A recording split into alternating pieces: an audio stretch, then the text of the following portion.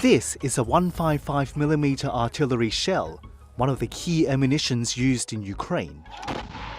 Military officials estimate that Ukraine needs 200,000 a month to actually fight this war, to keep on par with Russia, and US capacity at somewhere around 28,000, therefore there is a large deficit.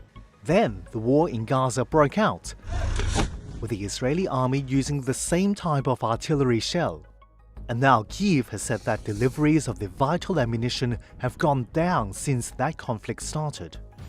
Here's how the 155mm round became one of the most sought-after artillery calibers in the world, and how the US and its allies are ramping up production.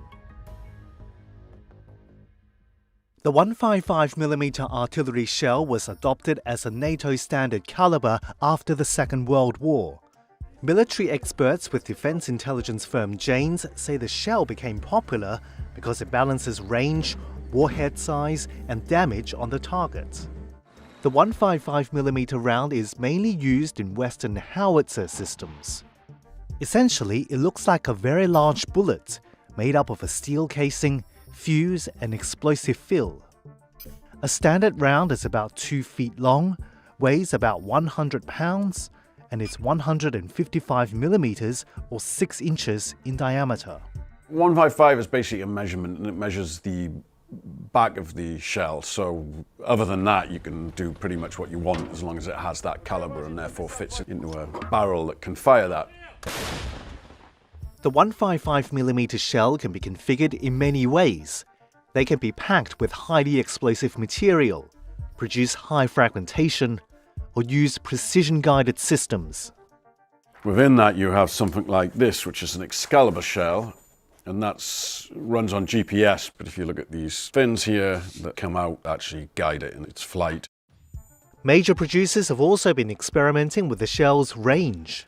And this is something called a ramjet shell, and it works by using oxygen that comes in through the front and then oxidizes the fuel, and therefore it needs less fuel so it can go further. Norwegian weapons manufacturer Nammo, which is developing the ramjet shell in partnership with Boeing, says the new ammunition will be able to travel up to 90 miles. That's 6 times further than what the standard shell can cover, which is about 15 miles.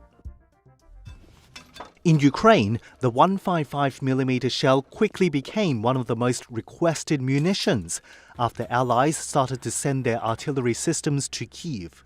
Since 2022, Kyiv has received more than 300 Western howitzers, and the US has provided over 2 million rounds of ammunition. Artillery is hugely important in the Ukraine war, and Russia brought to bear its very large artillery assets, and Ukraine obviously followed suit. The other thing, it's a very, very long and at the moment quite static front line, so artillery is good for that. And then people realize that most countries don't have vast stockpiles of missiles for a variety of reasons, one of which they're complex and more expensive to make.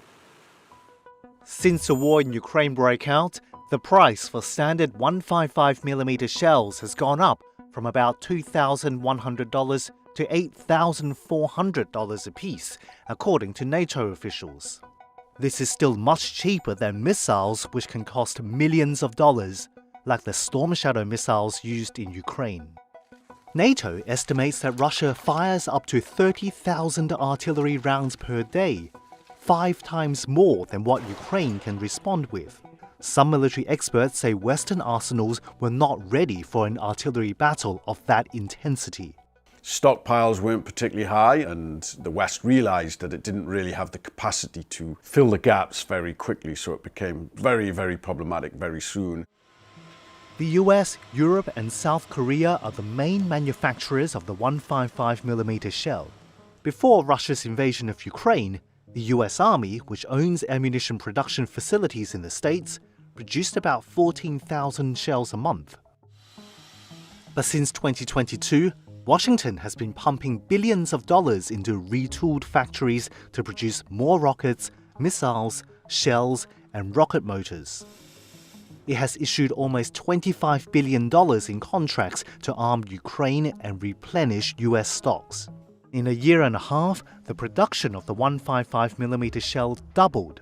By 2025, Washington plans to produce up to 80,000 shells a month, according to Army officials.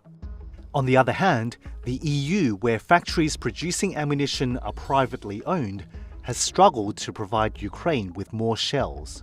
The US Army can say, we want more shells, and obviously that has to prioritise. European manufacturers have said, despite this huge demand, they're not getting actual orders saying we want this amount of shells for this amount of time, and then they're not getting those orders looking into the future that would give them the confidence to expand capacity. Israel's war on Hamas militants created new challenges to the global supply of ammunition. By December, the US sent roughly 57,000 rounds of the 155mm artillery shell to Israel. Defense Secretary Lloyd Austin has said the US was able to support both Ukraine and Israel. Military experts also note that the Israeli operations in Gaza don't rely on artillery as heavily as Ukraine, suggesting that the effects of the war in Gaza on the global demand for the 155mm shell could be limited. Israel uses a lot more munitions that Ukraine doesn't really have, so it just uses a lot more missiles, and it uses its air force more than Ukraine can. In order to combat ammunition shortages, the Ukrainian Minister for Strategic Industries announced in December that Kyiv agreed with two American firms to jointly manufacture 155mm shells in Ukraine. However, production won't start for at least 2 years. The problem is not just supplying Ukraine, but it's building up your own stockpiles as well, which obviously Western countries need to do. So they've all promised massive increases, but as the European Union has shown, that's more difficult to achieve than one would imagine.